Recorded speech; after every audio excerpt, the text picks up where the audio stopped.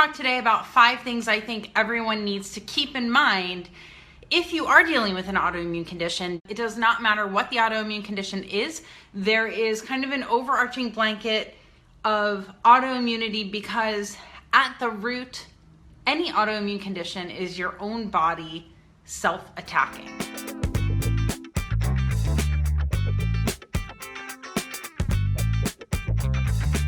First and foremost, if you're watching this video, you have made a decision to take responsibility for your own health. So what I want you to do is acknowledge your own decision to take responsibility. That doesn't mean that you blame. It doesn't mean that you say, it's my fault that this happens, but it does mean that you say, I have a choice and I have a role to play in my own health. Because I'm not really sure how everybody thinks, but I think we only have one time around. And so if I'm given a diagnosis, I'm not taking that as the end. I'm taking that as a new beginning to now do things a little bit differently. So I want you to remind yourself that you are in this moment taking part in your own health and healing, and that you have the power within your own hands to be driving your own life. It doesn't mean that you are on a mission to cure yourself, although perhaps you'll put your symptoms into remission, because I don't want anyone to feel like if I change my diet and it doesn't work or it doesn't heal me or cure me, that I've failed. I don't want you to feel that way, because that's not the point. None of us are at a stopping point with our health journey, regardless of a diagnosis. We are all evolving and changing what we're doing to improve our own health. I mean, there's always something that we can do, and whether that's not doing so much for some folks and letting things go, or it's just being mindful. So that's number one. Acknowledge your decision to take responsibility right now for the things that you can take responsibility for. This is a credit to my friend Jenna Phillips Ballard. It's been said by many folks, but I've heard it from her the most. She repeats it all the time. Life is always happening for us, not to us. And so I think we need to hear that again. Life is happening for us, not to us. And we always have a choice. And so sometimes the only choice is our thoughts. Sometimes our only choice is, well, I can't control that I've been given this diagnosis. I can't control that my body doesn't like certain foods or doesn't like certain environments, but I can control how I think and feel about it, right? But I think that mindset shift is really the key.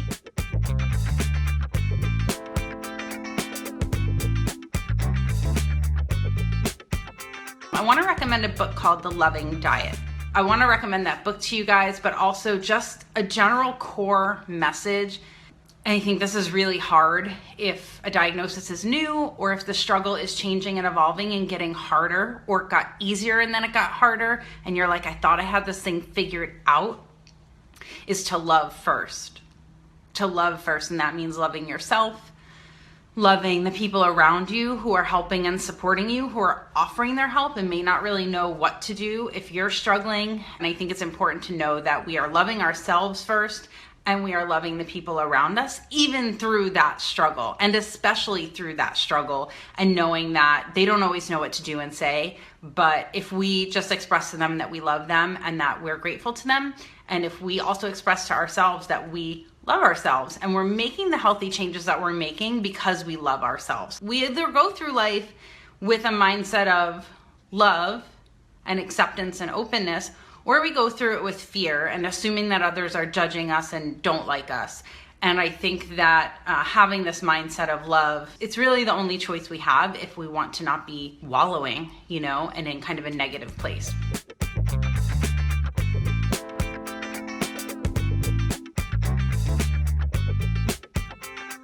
Okay, so the fourth one, you guys, this is where I'm going to talk about food. Food is medicine, but the same medicine doesn't work for everyone. And I think this is an extremely important message for folks with autoimmunity to hear, because we've all heard of the autoimmune protocols that are out there. When I wrote Practical Paleo and released it in 2012, here's the new version.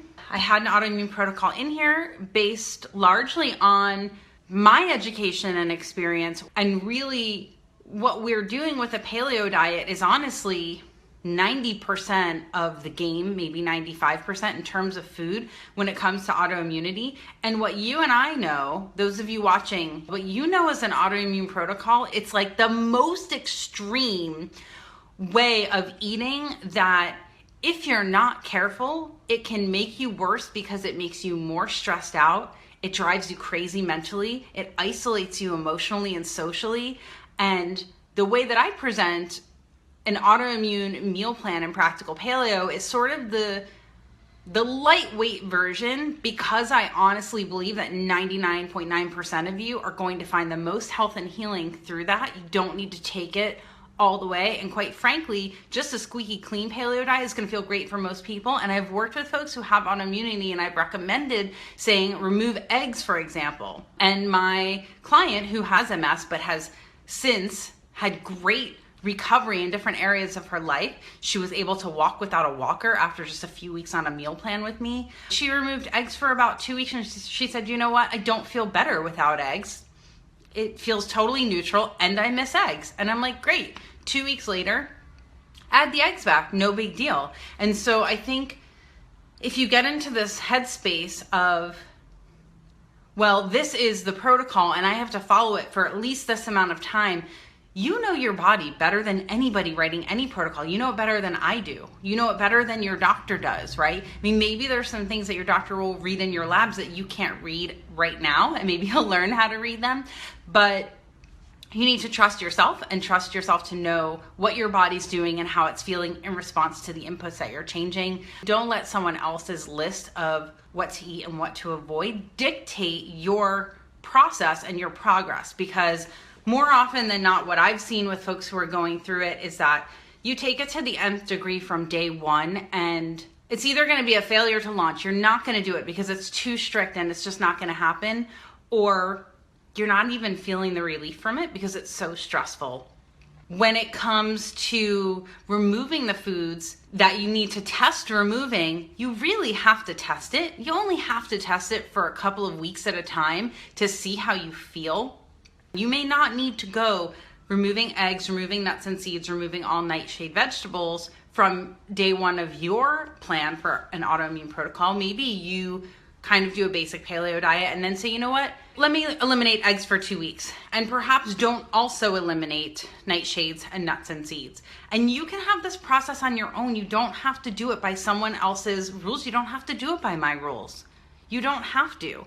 Do what you're going to stick to and what you really want to try, because if you want to try it, it's going to be a lot better for you. Everybody operates better when they feel like they have a choice and they've made a choice. So if you've made the choice to say, you know what, I'm going to eliminate eggs for a while, instead of someone else saying to you, oh my gosh, you got this diagnosis, well, you have to stop eating all these foods right now. You can't eat any of these foods for the next couple of months. I think that's just extremely alienating and off-putting, and it may not be necessary.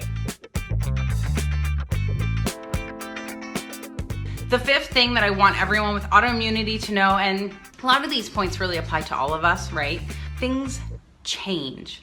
I've seen it happen so many times that we assume that something that's working for us right now is always going to work for us.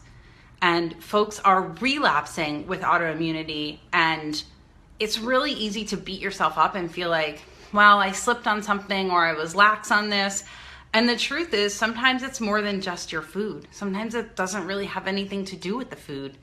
Stressors in our lives can impact what's happening with our digestion and our immune system beyond just what we're eating. Trauma in your life, a new job, a stressful relationship, all that stuff can affect it. And so I want you to remember that you could be eating perfectly for your plan, but things may and will probably change, and that's okay. And you have to remember to change what you're doing in response, because if nothing changes, then nothing changes. And that's really it, you guys. That's what I want you to know. Pretty much gonna take the cue when the Roomba turns on. It's 5 o'clock. My next door neighbor's Roomba. I always have to adjust my chair, right? The recap from last week, allow myself to introduce myself. Excuse me. This video is gonna get edited, and the fact that I just scratched my nose, I'm gonna have to start that sentence over.